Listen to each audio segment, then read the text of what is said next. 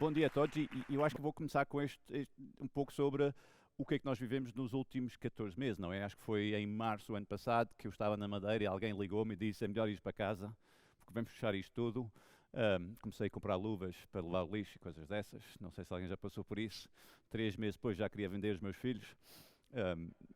Mas habituei-me e hoje consigo viver com eles. Mas a realidade é que 3 grandes lições para mim dos últimos 12 meses, e a primeira, que eu acho que já partilhei com muita gente, é esta lógica de que muitas das alterações que fizemos ao nosso modelo de trabalhar faziam sentido antes da pandemia.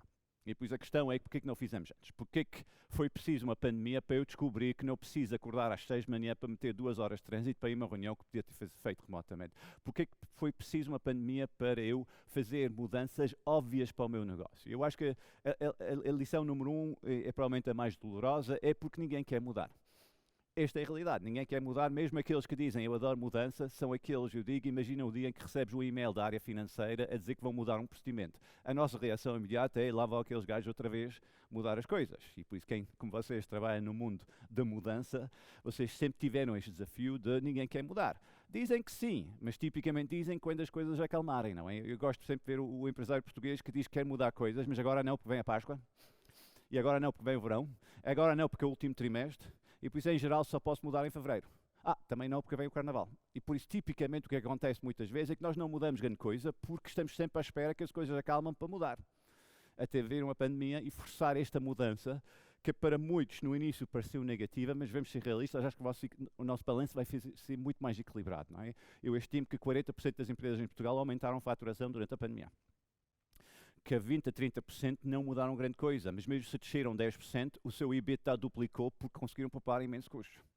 Por isso temos perto de 70% das empresas em Portugal com cash e vontade de fazer coisas no próximo ano, que vai ser muito interessante. Sim, temos 30% a 40% das empresas que sofreram muito e obviamente vão precisar de ajuda, mas a realidade é que isto não é crise de 2009, não é crise de 2010. Isto é uma crise ligeiramente diferente e que vai criar muitas oportunidades.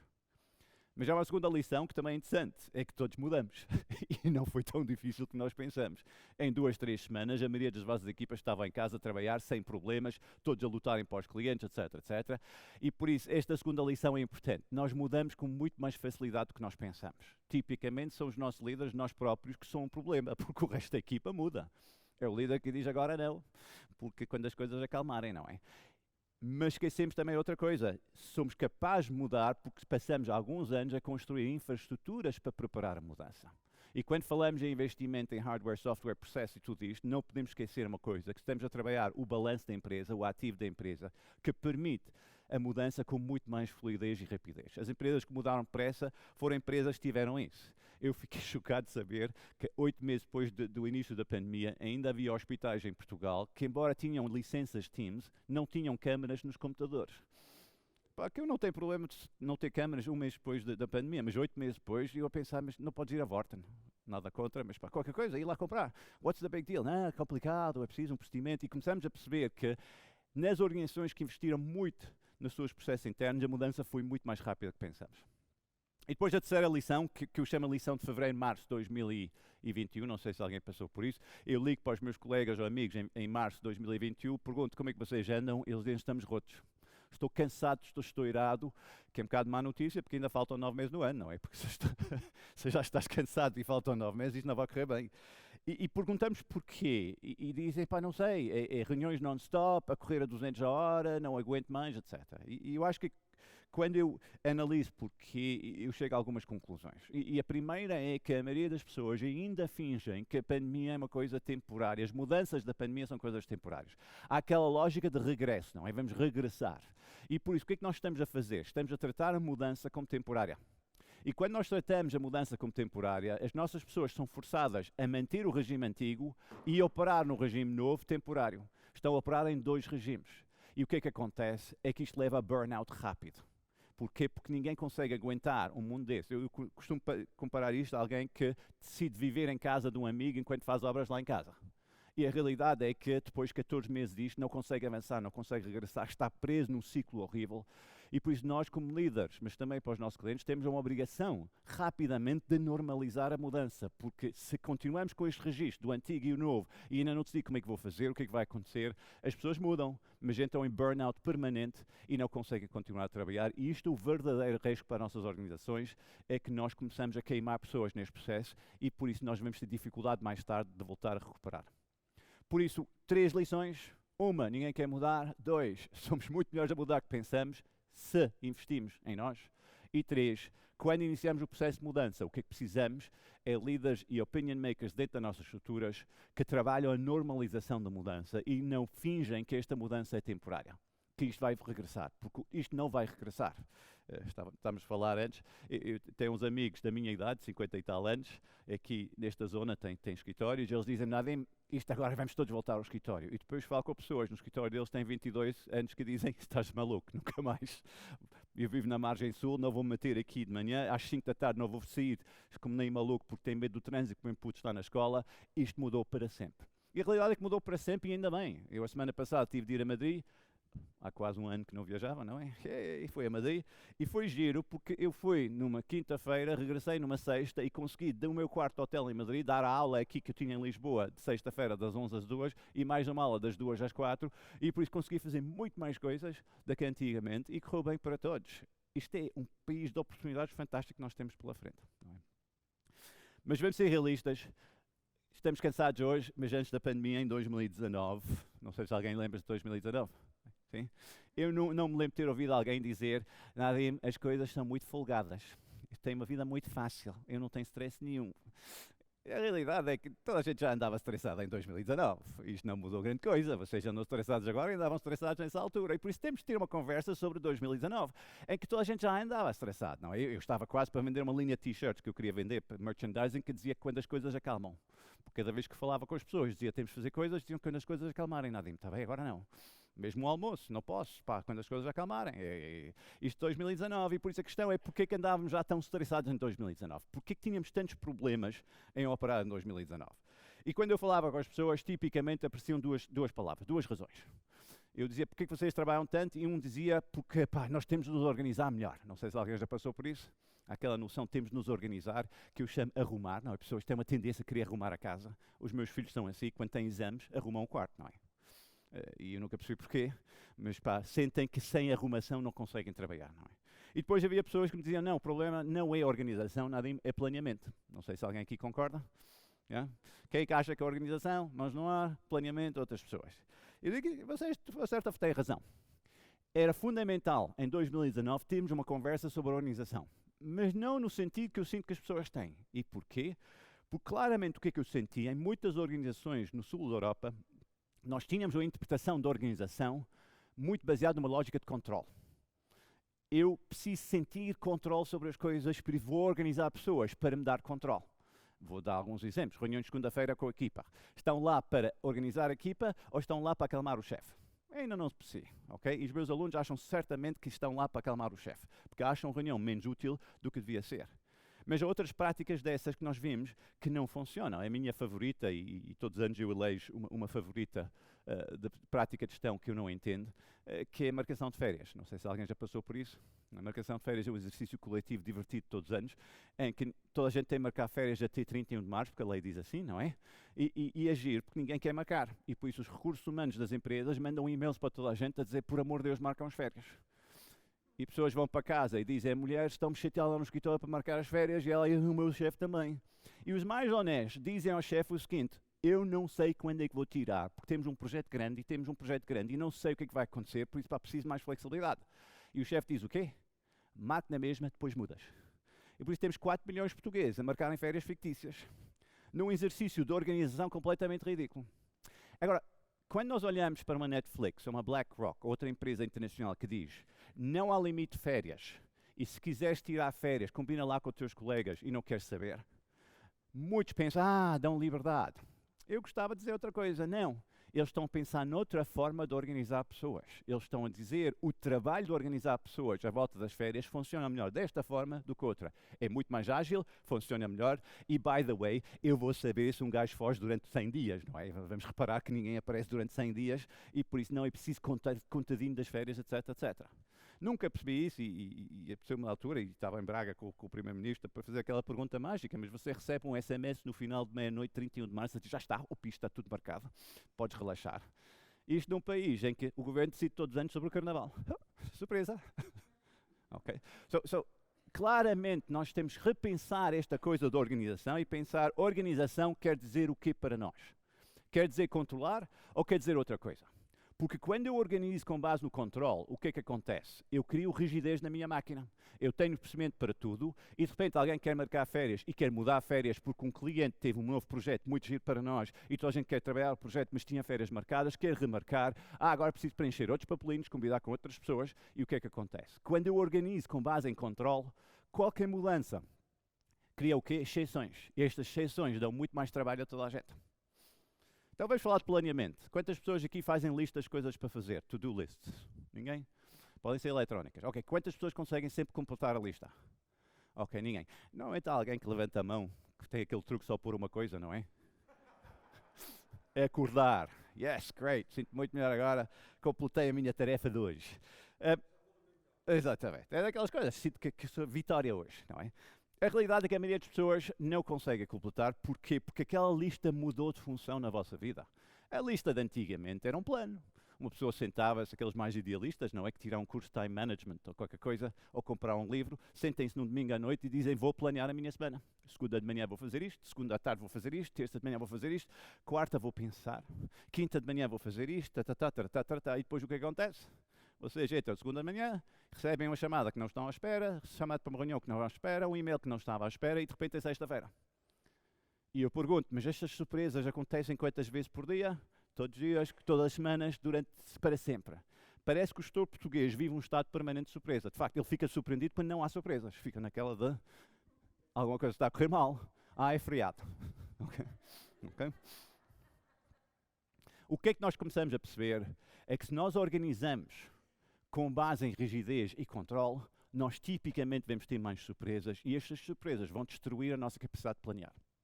E por isso precisávamos em 2019, de ter uma conversa mais séria sobre a organização. Como é que organizamos o nosso trabalho, como é que organizamos as nossas pessoas, como é que organizamos a informação que flui dentro do nosso edifício, dentro da nossa organização. Eu acho que estes são exemplos, estamos aqui num exemplo de alguém que repensou a organização. Que pensou a organização tem de ser feita de forma diferente. E isto é de facto a grande oportunidade nas próximas 2 décadas.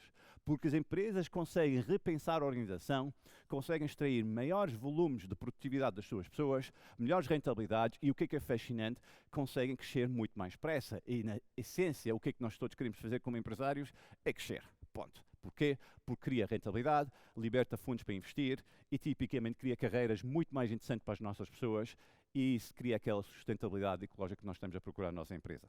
Então, porquê que nós não reorganizamos? Eu acho que porque de uma certa forma estamos numa fase fascinante da gestão. Antes da pandemia havia uma coisa, não sei se alguém lembra daquela coisa chamada aeroporto, não é? Uma pessoa ia a uma coisa chamada aeroporto e no aeroporto havia uma loja de FNAC ou outra que vendia livros. E a pessoa olhava lá e metade dos livros eram de gestão. Metade dos livros eram de liderança. Liderar em 5 minutos, etc. Eu calculo que 70% dos vídeos no TEDx é tudo sobre liderança. E nós podemos pensar, nós temos a viver os tempos áureos da gestão. Ou podemos dizer, andamos todos perdidos, andamos todos aflitos e por isso toda a gente está a opinar. Eu acho que é mais a segunda. Nós, de facto, andamos à procura de novas formas de organizar pessoas. E por isso devemos ter de experimentar, fazer coisas novas, etc. Porque temos de reconstruir a economia com base nesta nova lógica.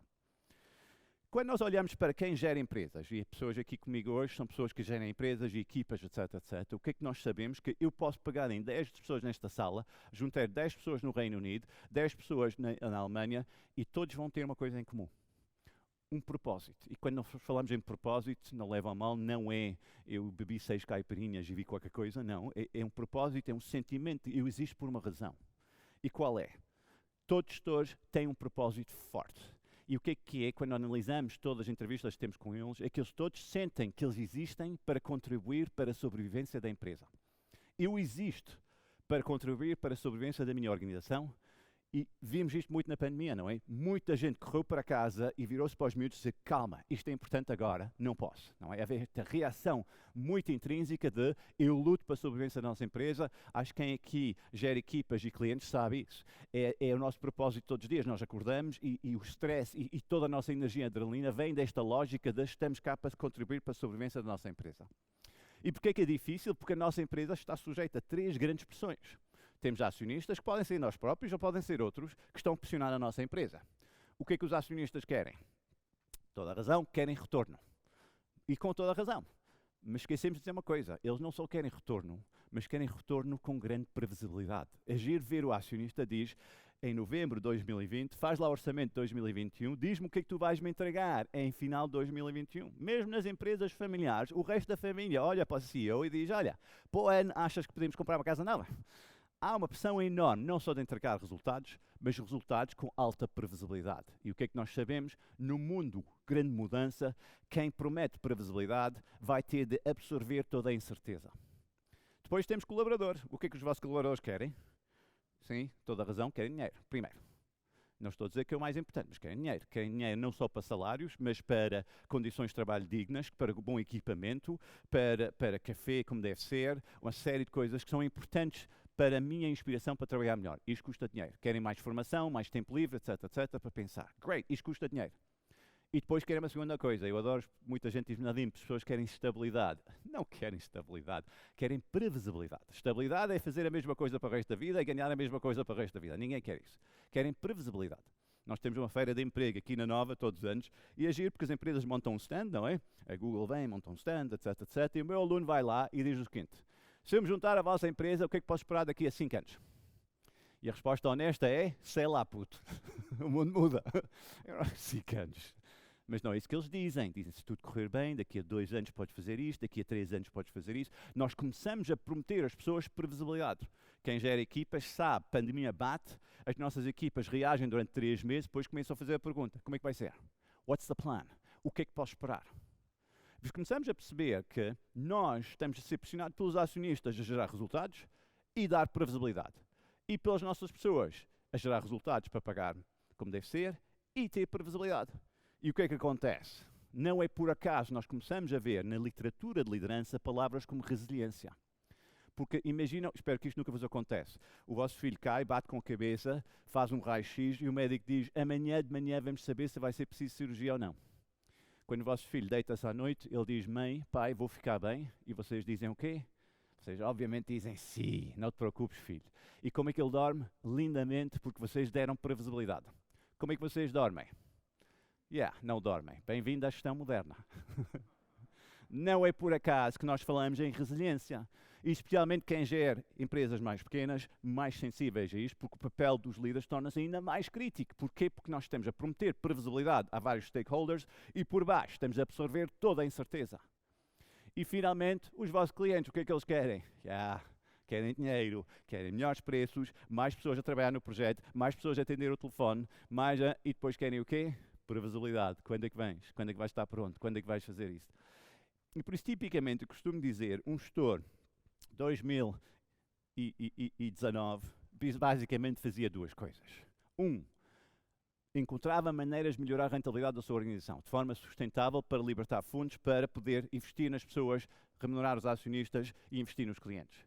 E segundo, lidava com falta de previsibilidade. É isto que nós fazemos. Basicamente é isso. E isto é o foco da nossa gestão. E obviamente, quando nós olhamos uma coisa dessas, começamos a perceber que isto está a se tornar cada vez mais difícil. Porquê? Porque o nosso mundo está a mudar e isto não é o Camões a dizer, toda a gente já leu o Camões, não é? Sim?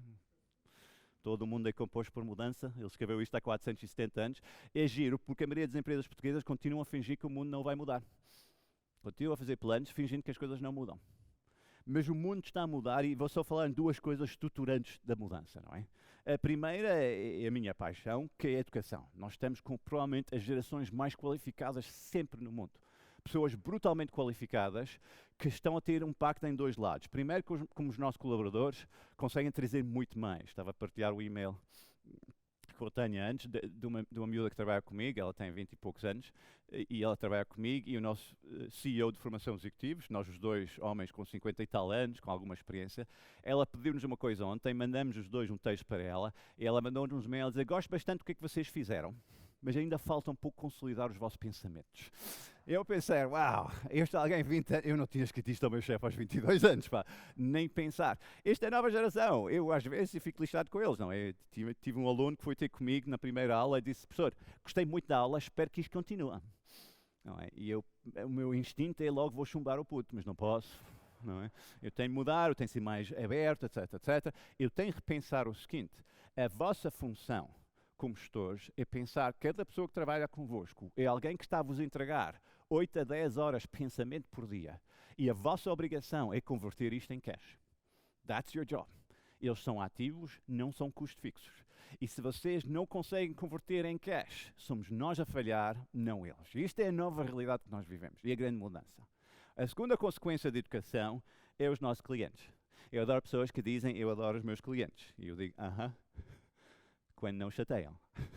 Porque a realidade é que nunca vimos clientes tão exigentes na história da humanidade. A minha filha mais nova tem 13 anos, há 6 meses deixou cair o telemóvel, partiu o ecrã, estávamos no Cascais Shopping, eu disse, olha, vamos aqui a Vorten, eles reparam na hora, está lá escrito, reparamos na hora. Cool, não é? Entregamos aquilo, preenchemos papelinhos, o pai paga, porque o pai paga sempre, e o senhor diz o seguinte, isto está pronto amanhã às 4. E eu, velhote, digo o quê? Está bem. Porque eu sou daquela geração, se não pode ser antes, tem de ser. E a minha filha de 3 anos diz o quê? Desculpa lá. Diz na hora. Ele diz, sim, mas estamos com muito trabalho. Diz, os senhores são habituados a mentir, é? E eu a ter vergonha da minha filha, não é? Porque... E ela pede o telemóvel devolvido, pede o dinheiro devolvido e diz, pai, vamos a outro sítio. Eu a pensar, uau, eu não tinha noção. Eu gosto de ver 3 gerações portuguesas entrar no restaurante. O avô, o pai e o filho. A comida vem não é grande coisa. O avô come na mesma. Que é comida. O pai refila, mas topa a mulher. Quem chama a empregada é o filho. Bem-vindo a nova geração de clientes que estão a aparecer.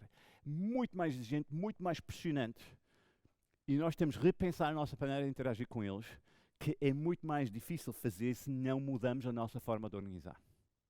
E depois temos uma terceira mudança profunda. O que é que nós chamamos de transformação digital há algum tempo, mas esquecemos que o digital mudou estruturalmente as nossas economias. Se vocês pensam no digital nos anos 70 e 80, era muita lógica de antigamente. Eu vou substituir pessoas por tecnologia, vou poupar um pouco de dinheiro, está porreiro, está feito, done. Mas nós temos muito trabalho de fazer nesta área. Não é? Nós ainda temos muito trabalho de fazer, porque em vez de pensar substituir pessoas, é pensar o seguinte, se eu conseguir retirar horas das pessoas que são de baixo valor e substituir com tecnologia, eu posso libertar estas pessoas para fazer mais coisas. Alguns exemplos. Hotelaria. Lembra-se de hotéis? Isto agora é caminho da memória, não é? Hotéis, eu lembro de hotéis. Hotel é o sítio o melhor sítio para passar o dia do pai. Sem filhos, sem nada, a descansar e dormir bem. Ok? O hotel tem algumas práticas ainda que eu acho estranhíssimas. Vou-vos dar um exemplo. Check-in. Não sei se alguém já passou por isso. É provavelmente a tarefa mais estúpida que é feita. Eu consigo entrar num avião da TAP sem ter de passar por um ser humano com passaporte, etc. Mas o hotel, para ter o meu quarto, tem de fazer fila atrás de 40 chineses e depois, para receber o meu quarto e carimbar papelinhos e assinar coisas, etc, etc. Why? Não, e depois a segunda coisa que eu odeio no hotel é check-out. O ano passado tive de ficar atrás de 60 pessoas, adeptos do Liverpool, quando jogava no Porto, para pagar 7 euros de estacionamento. Isto é maluco, pá. E não vejo ninguém que diz, em termos de trabalhadores de hotelaria, dizer o meu sonho é ser check-inner de qualidade. Okay? É uma tarefa que ninguém quer fazer e o cliente não gosta. Porquê que não há check-in online? E reparam bem, um check-in online facilitava muito a nossa vida, porque não só posso fazer check-in online, mas vou captar uma série de dados do cliente e posso-lhe vender uma tarde no spa com desconto de 5%, ou ainda melhor, uma city tour no autocarro em que recebe uma comissão, etc. Em que o meu ativo já não é o quarto, é a minha relação com o cliente. Isto é transformação digital que liberta pessoas para coisas mais importantes, etc. Mas a minha tarefa favorita na hotelaria é o senhor do pequeno almoço. Não sei se alguém já passou por isso. Chega-se lá e diz quarto e faz assim um tique no papel. Eu penso, uau, é preciso um ser humano para fazer isso. That's the reality. Vemos ainda há muito trabalho a fazer nesta área.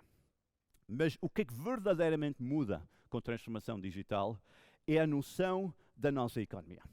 nós continuamos, e vocês continuam um pouco, a dividir o mundo em empresas pequenas e empresas grandes, que eu acho simpático. Porquê? Porque eu cresci nos anos 80 e 90, em que nós definimos muito a nossa economia por grandes e pequenos. E dizemos o seguinte, os grandes têm escala. E porque têm escala, eles standardizam. Pensam uma loja de fatos. Uma loja de fatos, para vender fatos, standardiza os tamanhos. Diz, olha, vou fazer tamanhos 38, 40, 42, 44, 46 e vou construir muitas lojas para baixar o custo. Escala e standardização. Se alguém precisar de um 41.3, compra um 42 ou um 40 optimista, não é? Daquelas coisas. Esta é a maneira de fazer as coisas. Depende do meu mindset de manhã. Não é? E depois, do outro lado da rua, havia um alfaiate.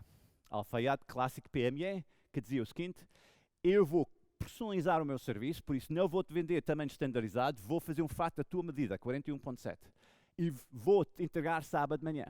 E durante décadas nós dizemos o seguinte, os grandes concorrem com base em escala e standardização, tendo preços bons, e os pequenos concorrem com base em velocidade e personalização. E nós dissemos, isto separa os dois, nós temos o IAPMEI, etc, etc. Mas o que é que o digital fez? Eu acho que essa é a grande oportunidade. É que pela primeira vez quebrou a lógica da escala. Vocês hoje, com um apartamento em Lisboa, concorrem com todos os hotéis em Lisboa. Ganharam uma escala impossível antes. Eu, através do Airbnb, pagando uma percentagem de receitas, consigo atacar todos os hotéis em Lisboa. Isto era sem precedentes. Antigamente tinha que fazer o quê? Tinha que pôr anúncios em todos os jornais ingleses, ter um call center em Lisboa e rezar que alguém ligasse. Não era possível. Hoje em dia eu posso. O alfaiate ganhou escala. Mas do outro lado, os grandes ganharam personalização. Vocês hoje vão ao continente, eles têm sushi, têm base de dados, têm coisas muito customizadas. E por isso o que está a acontecer é que os pequenos conseguem atacar e crescer muito mais depressa por causa do digital. Isto é uma grande oportunidade, mas eles têm que ter cuidado, porque se não o fizerem, os grandes vão atacar segmentos cada vez mais pequenos, porque conseguem chegar lá com o processo digital. E por isso, transformar digitalmente já não é um nice to have à espera de fundos europeus. É que se eu não o fizer, oh my God, I'm in trouble. E a pandemia destapou isto completamente. Eu e a minha família, nós íamos sempre a um restaurante em Cascais, regularmente, etc, etc. Ao ponto que eu ligava para lá para marcar uma mesa e a senhora atendia, senhora, reconhecia o meu número. A pandemia bate, tudo fecha, eles começam a oferecer takeaway, mas eu não sabia. Eu ligo para lá 4 meses depois, e disse, sim, nós fazemos takeaway. Porquê que não me disseram nada? Eles, como? Eu disse, para vocês têm o meu número de telefone. Não têm uma base de dados, complicado, vocês não têm nada. Vocês têm uma base de dados que não utilizavam. A senhora sabia o meu número de cor, mas ninguém pensou em enviar o SMS regular a dizer temos takeaway para criar uma emenda online em que nós fazemos coisas. Os restaurantes que o fizeram, cresceram durante a pandemia. Os restaurantes que não o fizeram, sofreram durante a pandemia.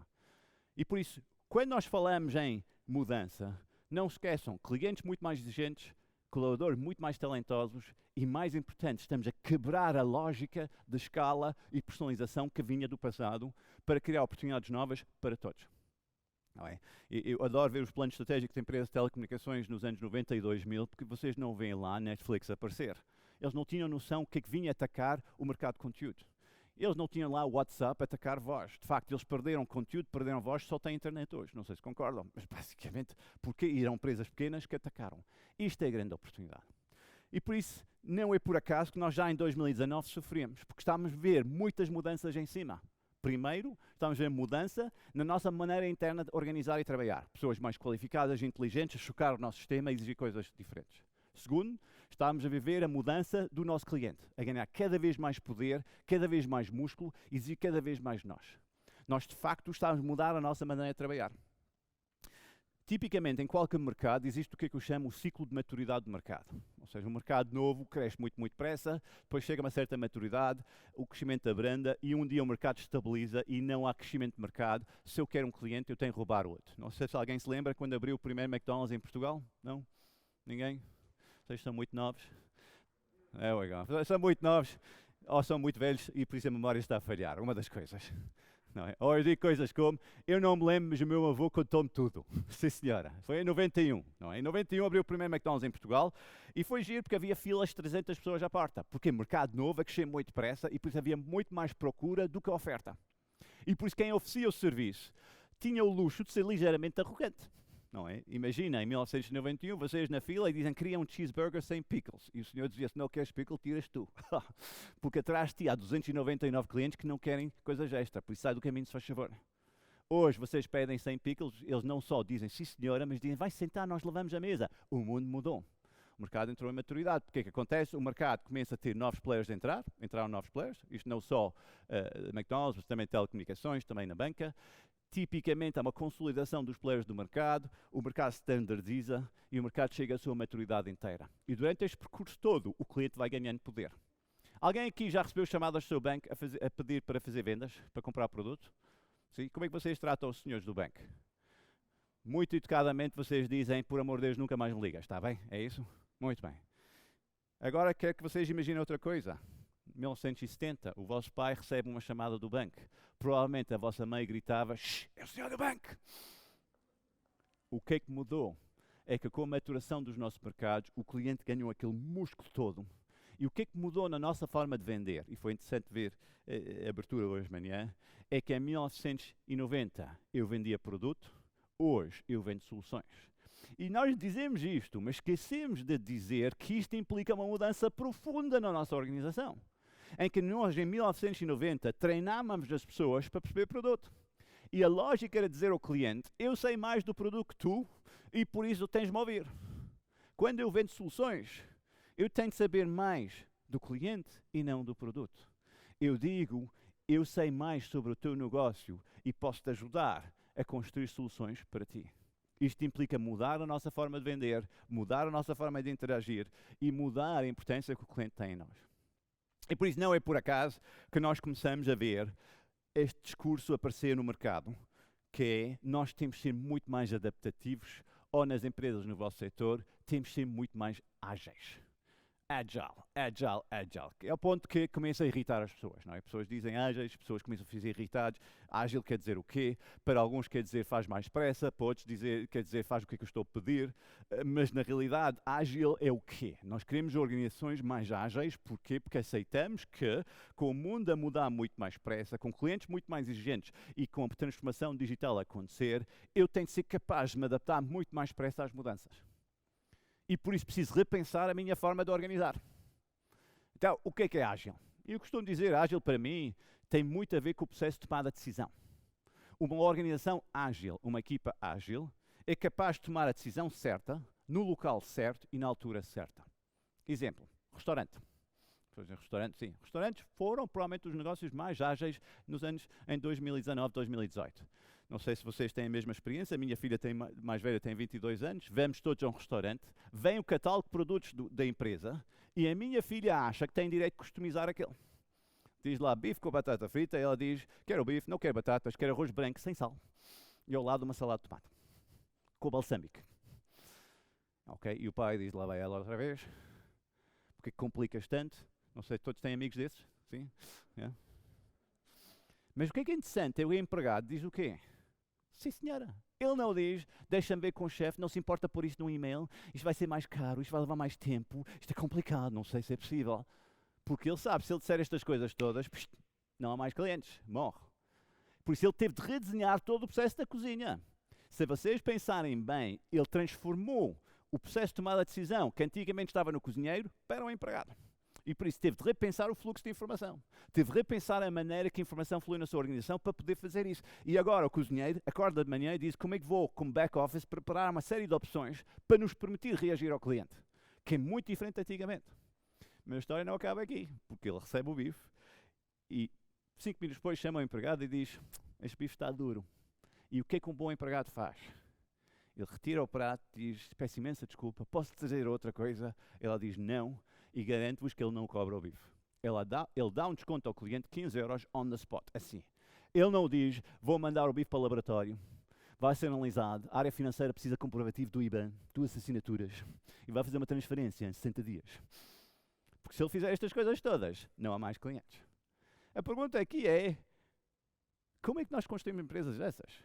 Capaz de tomar a decisão certa, devolver o dinheiro, no local certo, em frente do cliente, na altura certa, quando o cliente se queixa. Como é que isto acontece? Ok, podemos dizer, o restaurante é mais pequeno, etc, etc. Mas o que é que começamos a perceber é que a agilidade tem muito a ver com 3 coisas. Uma é, eu preciso de toda a gente muito alinhada. Toda a gente a perceber como é que nós trabalhamos. Segunda, eu preciso dar informação a toda a gente. porque eu não posso ter pessoas alinhadas sem a informação certa para tomar a decisão. E temos de repensar o nosso fluxo de informação, porque o que é que eu vejo em muitas organizações, mesmo com sistemas de ERP clássicos, é que o nosso fluxo de informação está desenhado assim de baixo para cima, não é? Ou seja, se eu sou CEO, tenho a informação toda, tipicamente CFO também, mas muitas vezes mais fragmentado por baixo. E as enormes oportunidades que existem de repensar o fluxo de informação. O melhor exemplo que posso dar são os casinos nos Estados Unidos, os casinos que tipicamente aprenderam alguma coisa dos antigos donos. Não sei se a gente tem consciência, mas os antigos donos dos casinos em Las Vegas era a máfia. E a máfia tinha algumas técnicas tão interessantes. Não aquelas que vocês estão a pensar, não as técnicas motivacionais, mas muito mais o que é que nós chamamos o CRM na altura. O que é que eles tinham? Tinham um CRM para agir, é que quando alguém era um high roller, ou seja, gastava entre 50 e 100 mil dólares cada vez que visitava o casino, tinha alocado um gestor de contas, um Key Account Manager. Eles tinham outro nome, porque era máfia, não é? Mas era coisa dessas. E o papel do Key Account Manager era o seguinte: ninguém pode sair do casino triste. Por isso, se alguém perder 100 mil dólares, tu vais ter com ele e vais oferecer borlas, tipo 3 noites na suíte presidencial, uma festa, organizamos por ti. Porquê? Porque o ser humano, e nós somos todos iguais, adora borlas, não sei se concordam. Não é? Nós adoramos borlas, e por isso quando levamos uma borla, vamos para casa muito mais felizes. E por isso a lógica era isso, ninguém sai infeliz. Mas durante décadas, eles não conseguiam fazer isto para pessoas normais, que gastavam 100 dólares, 500 dólares e 1000 dólares. Eles tiveram que repensar todo o fluxo de informação que eles têm, criando uma conta cliente, pagaram o CRM, ligaram o processo de faturação, ligaram uma série de outras coisas para dizer o quê? Hoje em dia todos os clientes têm um cartão cliente, um QR Code, e qualquer funcionário do hotel, desde o porteiro a pessoa do elevador, se vir um cliente triste, dizem, está a correr mal? Sim. Epá, o que aconteceu? Epá, para dinheiro. Posso ver o seu cartão cliente, fazem um scan e automaticamente na aplicação do funcionário diz, podes oferecer até X. Ou seja, se alguém perde 500 dólares, podes oferecer até 50 dólares. E o porteiro diz, epá, deixa-me oferecer um bife aqui no bar, a minha conta. E o cliente vai lá, come um bife de borla e liga para a mulher e diz, der-me uma borla. Grande hotel. Quando falamos em agilidade, é repensar estas coisas. Porque é que isto gera? Gera mais receitas, melhor relação com o cliente, mais stickiness do cliente e tudo a para frente. Por isso, sim, temos de repensar a forma de organizar, mas temos de repensar fluxo de informação. E, finalmente, temos que repensar comportamento. E, por isso, quando falamos de organizações ágeis, são estas 3 áreas. E o que é importante em qualquer organização, mesmo quem vende ERPs ou outras coisas, é pensar, eu tenho que pensar nas 3 coisas. Eu tenho que pensar na estrutura organizacional, eu tenho que pensar no fluxo de informação, eu tenho que pensar no comportamento, que são estas 3 coisas. Todos nós sabemos, não sei se alguém já instalou um CRM, mas vocês sabem que a chave do CRM é o comportamento das pessoas e estrutura organizacional, que alimenta aquilo que depois gera benefícios para toda a gente. Então, como é que posso fazer isso? Eu preciso de alinhar as pessoas. Eu preciso assegurar que toda a gente está alinhada primeiro. Agora, nós há décadas temos uma ferramenta para alinhar pessoas. E esta ferramenta chama-se estratégia. E o que é que nós começamos a perceber é que a estratégia é um plano. Para muita gente é um plano, e eu concordo, é um plano. Mas a estratégia é muito mais do que um plano. Uma estratégia é a principal ferramenta para alinhar pessoas. Para assegurar que toda a gente sabe o que é que está a acontecer. Se eu quiser ver a estratégia de uma empresa cotada grande, tipicamente vou encontrar esta estratégia numa secção do site chamada Relações com Investidores. E porquê que ela está lá? Porque durante décadas a estratégia existia para alinhar conselhos de administração com os acionistas. O conselho de administração dizia o seguinte, isto é o nosso plano, se concordares com isto não vais-me chatear, está bem? E eu vou tendo updates 6 em 6 meses. E por isso vais-me dar autonomia para atuar porque tu concordas com o meu plano. E por isso a estratégia, durante décadas, foi a maneira do Conselho de Administração alinhar-se com os acionistas, para evitar que o acionista interfere no dia-a-dia. O que é que aconteceu nas últimas décadas? Temos pessoas muito mais qualificadas dentro da nossa empresa que precisam de alinhamento, em que precisamos distribuir decisões para eles. E por isso precisamos os alinhar. Precisamos, de uma certa forma, dar-lhes um enquadramento para a tomada de decisão. E isso chama-se estratégia. Exemplo rápido. Antes da pandemia, agora vou contar uma série de histórias, vou escrever um livro chamado Antes da Pandemia. Antes da pandemia, se eu quisesse visitar a Galp, alguém na Galp, aqui nas Torres de Lisboa, eu chegava, e toda a gente sabe que isto foi a coisa que eu odiava fazer antes da pandemia, eu visitava, e há um recepcionista, tipicamente, um segurança, e ele dizia o seguinte, tem uma reunião? Sim, com quem? Identificação, se faz favor.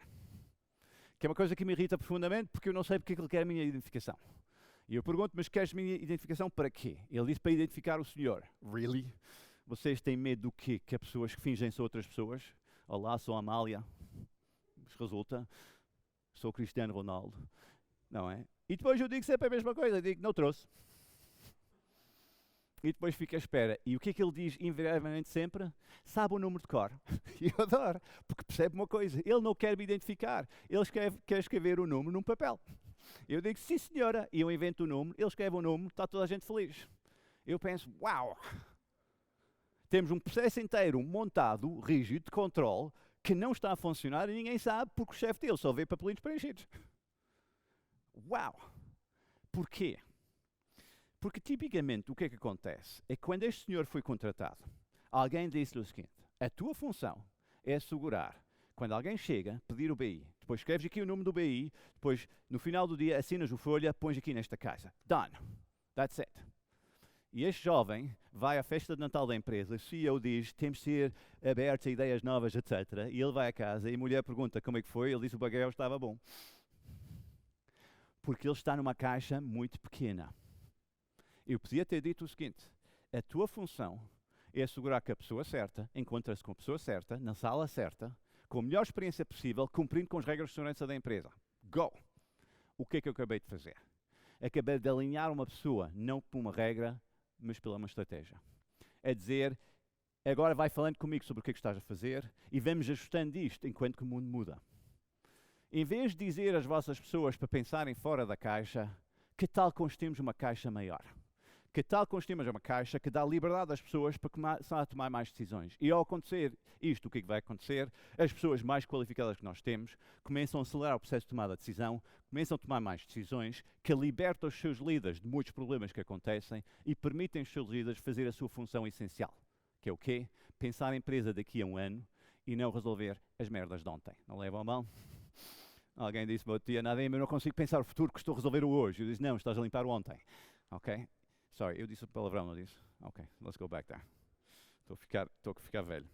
E pois a primeira coisa que nós temos que começar a fazer é ter muito mais clareza estratégica e, mais importante do que isso, converter a nossa estratégia numa narrativa interna que ajuda as nossas pessoas a perceber o que é que nós esperamos deles. Que tipo de decisões é que temos de tomar, onde é que temos de tomar e como é que temos de fazer isso. O que é uma estratégia por causa disso? Ela para de ser um plano e uma ambição e passa a ser de coisas ligeiramente diferentes. Nós temos visto isto muito nas empresas novas que implementam OKRs e uma série de outras ferramentas. O objetivo é simples, é passar a estratégia para dentro da empresa. E para isso a estratégia é um plano, mas tem um passo antes. Quando eu digo às pessoas o que é que torna uma estratégia boa, eu digo que ela tem 3 componentes. Primeiro, ela começa com um diagnóstico profundo dos nossos desafios. Ela começa por dizer qual é o meu desafio.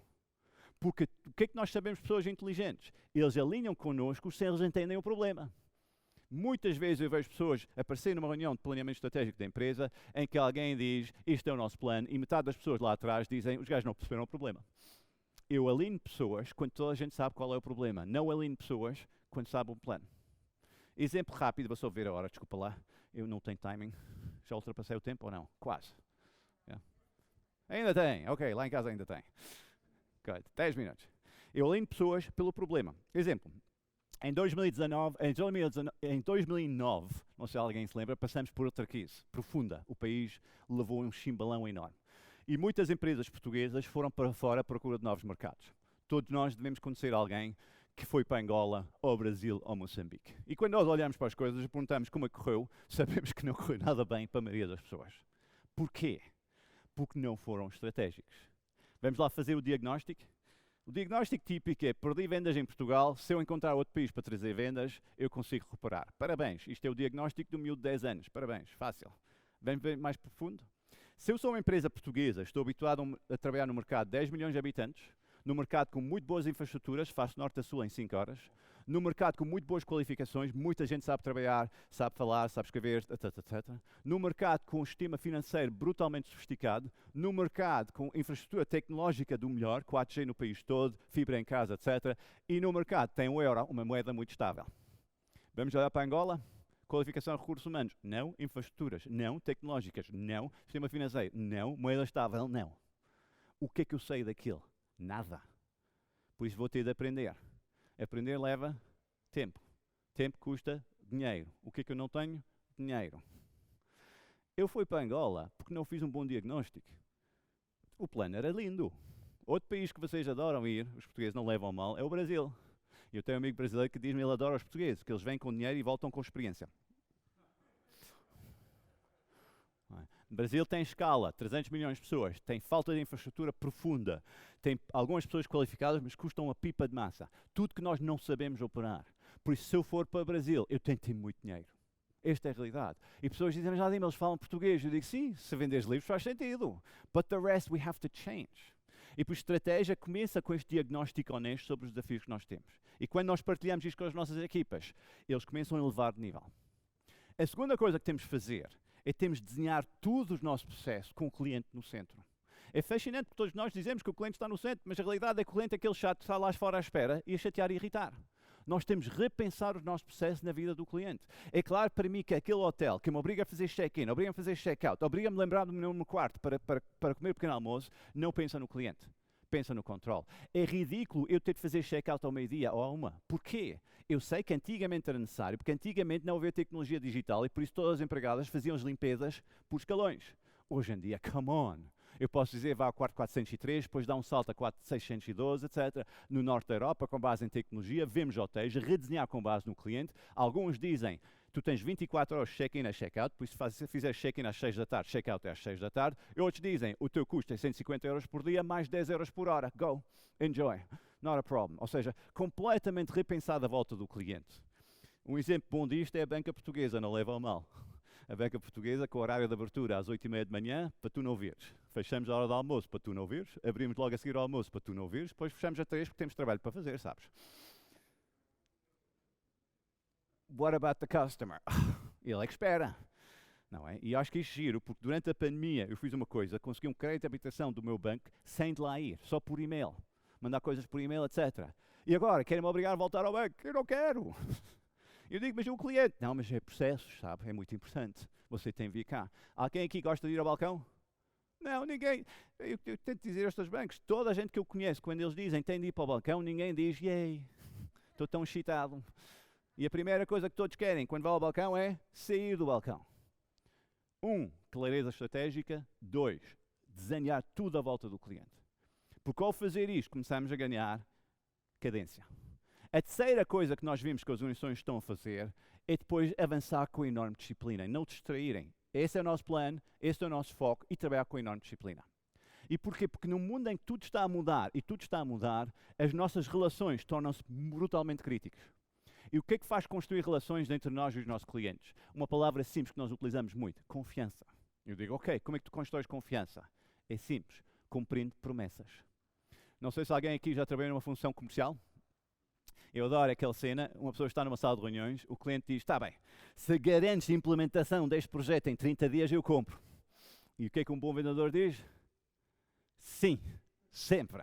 E depois entra no elevador e ele tem um momento, a porta fecha, e ele tem um momento que eu gosto de chamar de momento oh shit. Ele pensa, oh shit, como é que vamos fazer aquilo? O que é que nós sabemos? Nas organizações que trabalham com enorme disciplina, todos os departamentos tendem a cumprir promessas. Isto faz com que o vendedor faz mais promessas e cumpre mais promessas. E o que é giro é que quando eu faço uma promessa e cumpro a promessa, o cliente deixa-me fazer outra. E eu cumpro a segunda, ele deixa-me fazer uma terceira. E um dia ele diz, não precisas prometer, diz-me tu o que é que eu tenho para fazer. E quando isto acontece, somos nós que lideramos o cliente, e quando nós lideramos o cliente, o que é que acontece? Não há menos pressão de preço, os projetos são muito mais interessantes e a nossa faturação dispara. Por isso, clareza estratégica. 2, desenhar a volta do cliente e ter um representante da empresa sempre a pensar o cliente. E normalmente para mim é as lideranças, porque as pessoas aqui por baixo tipicamente têm dificuldade de fazer. 3, implementar com enorme disciplina. E se fizermos isto, o que é que muda, e isto é fascinante, é a cultura da nossa empresa. A cultura da empresa muda em função, sim senhor, do que é que os líderes fazem, mas mais importante, muda pela maneira que nós fazemos. Quando nós perguntamos a pessoas qualificadas o que é que te motiva no emprego, qual é a fonte de motivação, eles tipicamente dizem 2 coisas.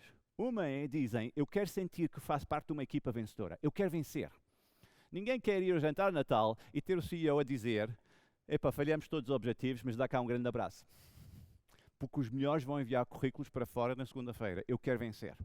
E a nossa obrigação é ajudar as pessoas a perceber como é que nós vamos vencer, estratégia, e como é que eles podem participar neste processo. E depois temos de implementar com disciplina, para eles verem que isto é levado muito a sério. A segunda coisa que pessoas querem é crescer. Todos queremos crescer. E antigamente nós tínhamos uma técnica para fazer crescer as pessoas, chamava-se delegação. Lembram-se daquilo? Nós, tipicamente, a lógica era eu, chefe, acho que estás pronto para crescer e por isso vou delegar uma responsabilidade em ti. Uma responsabilidade. Mas os jovens começaram a dizer que o chefe está a delegar a menos. E os chefes diziam, eles têm razão, não tenha tempo quando as coisas acalmarem. Lembram-se daquele discurso? Por isso nós começamos a ter outra palavra há uns 10 anos, que é a autonomia. E a autonomia é diferente, porque delegação é top-down, chefe decide. A autonomia é jovem, diz ao chefe, sai do caminho. Deixa-me fazer sozinho, vá lá. E o que é que nós sabemos? Nas organizações em que há muito mais discurso estratégico, nas organizações em que a estratégia é levada muito a séria, nas organizações em que o cliente está presente no edifício todos os dias e desenhamos à volta do cliente, pessoas têm uma noção muito mais clara do que é esperado deles e ganham muito mais músculo de autonomia, que faz com que eles sobem, libertam o líder e a empresa ganha produtividade e, mais importante, impacto no seu cliente. Isto é a oportunidade neste mundo pós-pandémico. Uma economia que vai dar um salto brutal, mas mais importante, 70% das empresas saudáveis é pensar, nós precisamos mudar. E isto é a verdadeira oportunidade. Pela primeira vez vamos ter pessoas a dizer eu preciso mudar, em vez de pessoas que dizem quando isto acalmar. E temos de agarrar esta oportunidade, redesenhando a nossa forma de organizar e a nossa forma de trabalhar. Isto é fácil? Falar é fácil, por isso escolhi a minha profissão. Vocês escolheram a vossa, que é fazer, não é? E por isso, para acabar, uma citação do Hemingway que eu adoro. Alguém declara falência, o amigo pergunta como é que foste para a falência. Ele diz duas formas, gradualmente e depois de repente. A minha experiência de sucesso, quando falo com pessoas que construíram empresas de sucesso e pergunto o que é que fizeste, muitos dizem, epá, começamos a fazer as coisas certas e um dia, de repente, começamos a ter sucesso. A mesma acontece com empresas que falham. Nós gostamos de culpar a crise, mas nunca é crise. São empresas que dia após dia não fizeram as coisas como deve ser, gradualmente tornaram-se mais frágeis e um dia de repente morreram. A vossa obrigação é trabalhar isto gradualmente, dia após dia, e não procurar o silver bullet mágico que vai resolver as coisas. Muitos sabem isso, vocês chamam isso de trabalhar duro, trabalhar com disciplina, etc. Mas na sua essência é construir a empresa do futuro. Guys, da minha parte é tudo. Muito obrigado pela vossa paciência. Acho que esgotei o tempo.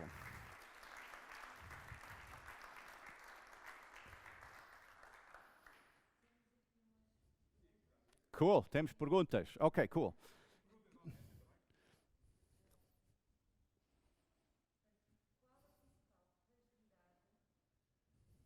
Que os gestores das PMEs portuguesas vão ter de enfrentar neste contexto que descreve?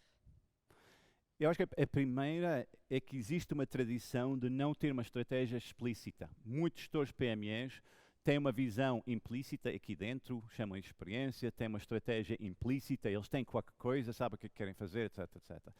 Mas eles não conseguem se multiplicar. Por isso, muitos gestores PMEs não crescem porque não conseguem ir além do líder. Porquê? Porque o que é que o líder esqueceu-se? É que eu preciso converter o que é que eu tenho aqui dentro em coisas fáceis de outros perceberem para replicarem e crescer. E por isso, para mim, muitos falam em falta de formação, etc, etc. Não é isso. É falta de infraestrutura estratégica para replicar e fazer crescer a empresa. Isto, para mim, é a grande fragilidade que eu acho que vamos ver mudanças agora, porque se há uma coisa que todos aprendemos nos últimos 12 meses é que, ups, eu não posso fazer tudo sozinho. Alguém aqui da audiência?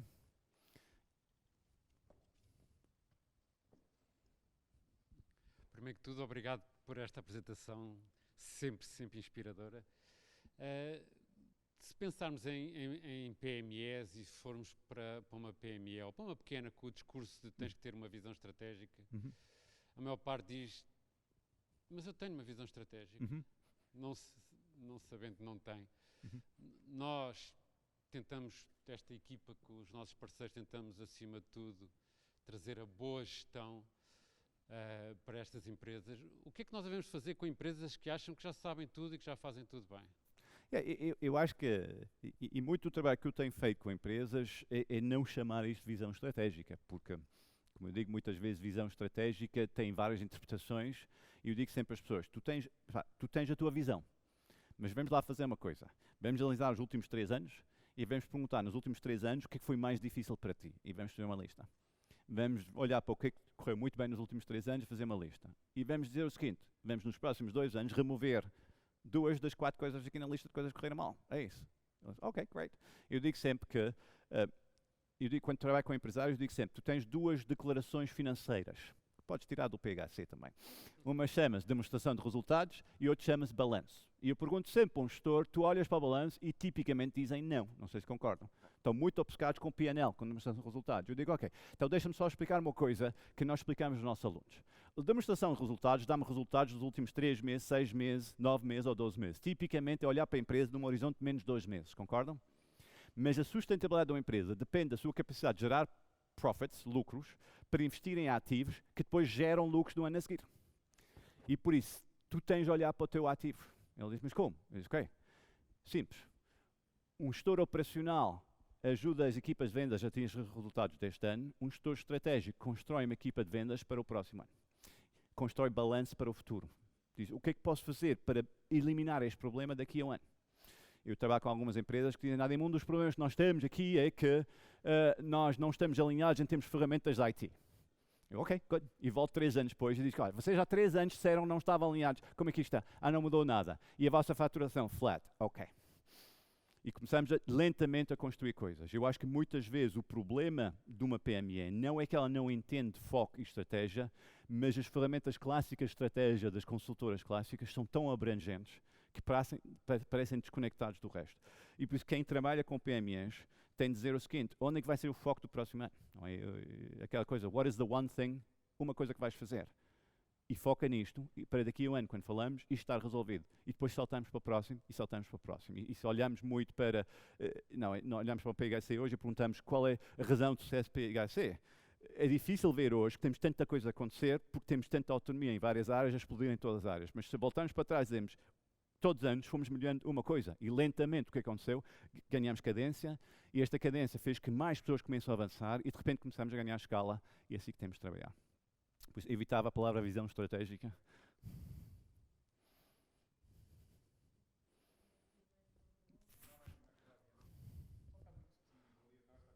Então a gente está a perguntar quando é que podem voltar aos bolos. E com razão. Portanto, eu penso que a maior dificuldade para os gestores portugueses não é o why, mas sim o how. Como é que eles poderiam estar a fazer desde já para serem mais competitivos? Eu discordo do why ou how. Eu às vezes pergunto às pessoas, mas porquê que estás a fazer isso? E às vezes não sabem. E eu acho que este é o problema, não é? Isto começa com um diagnóstico sempre para trás, não é? Eu olho para muitas empresas e dizem coisas como, temos de melhorar a qualidade de serviço ao cliente. Eu, está bem. Vamos fazer um Customer Journey Mapping. Contrata uma consultora. Vamos comprar um software. Contrata uma consultora. Eu digo, why are you doing this? Porquê que vocês não sabem como está o nosso cliente? E finalmente, quando temos esta conversa, dizem, porque ninguém aqui é responsável pelo cliente. E por isso tens várias direções e o cliente salta entre direções e não há ninguém responsável pelo cliente. So the why is, nós não temos a estrutura desenhada à volta do cliente. Ok, muitas vezes vamos criar uma equipa agile por cima, transversal, para trabalhar isto, etc, etc. Por isso, é mais dizer o seguinte, vamos focar o gradual, as coisas pequenas, do que vender o sonho. Numa empresa grande eu preciso vender o sonho, porque eu como líder estou distante das minhas pessoas. Numa empresa pequena eu preciso vender o gradual. Porque, de uma certa forma, eu costumo dizer, nunca diz numa PME que vamos mudar tudo, porque a malta não gosta.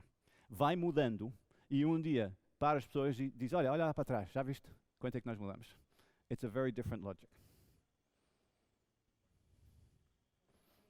Ok, cool. Obrigado. Mais alguma pergunta?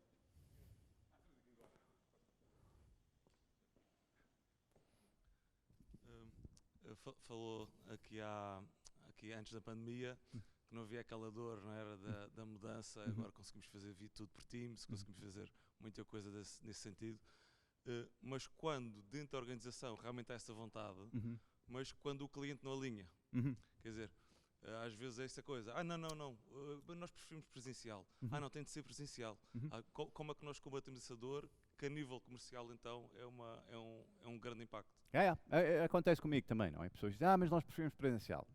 O meu ponto aqui é o seguinte, eu tenho de estabelecer a partida gradual. Por isso, o que é que eu fiz na minha cabeça? Disse o seguinte, ok, nós antigamente íamos 100% presencial, para 2021 eu quero 30%. Por isso, uma em cada 3 reuniões não presencial. E ao fazer isto lentamente, o que é que acontece? O cliente começa a se habituar a dizer, vamos ter uma presencial, olha, a próxima depois fazemos online porque é mais fácil, é só ponto de situação, e depois voltamos a ter presencial. É preciso começar a fazer isto. Quando eu vou a um cliente dizer, vamos mudar tudo, o cliente diz, epá, já estou farto de mudança, está bem? Tu não podes mudar. E por isso eu tenho de começar a introduzir isso. Repara bem, nos hospitais, eu trabalho muito na saúde, eu digo sempre, nos hospitais não é preciso passar para 100% de telemedicina.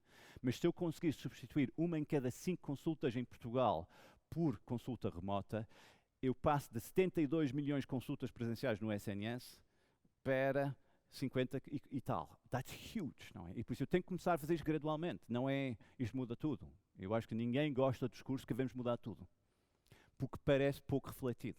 O que é que nós estamos a dizer é, mesmo no trabalho remoto, eu acho que a maioria das empresas, suspeito, e tivemos a falar de PHC também, estamos a dizer o seguinte, okay, vamos começar assim, e ver como é que corre, e depois ajustamos. Que é muito diferente de empresas que estão a dizer, não decidimos, mas quando decidimos vai ser para sempre. Estás maluco? Não há para sempre. That's the reality. Por isso é pensar que eu, do ponto de vista comercial, se eu conseguir substituir uma em cada 3 reuniões presenciais, eu poupo 33% do meu tempo, já é muito, e por isso vou focar nisso. E por isso nas cadências das reuniões, e digo ao cliente, olha, vamos ter uma reunião presencial de briefing inicial para nos conhecermos, é importante nos vermos, depois fazemos uma por Teams para dar um ponto de situação da nossa proposta, ver se estamos alinhados, e depois voltamos ao presencial. E o que estou a fazer? Estou a liderar o processo, e isto ajuda. Não sei se isto... Yeah. Obrigado, eu. Thank you very much.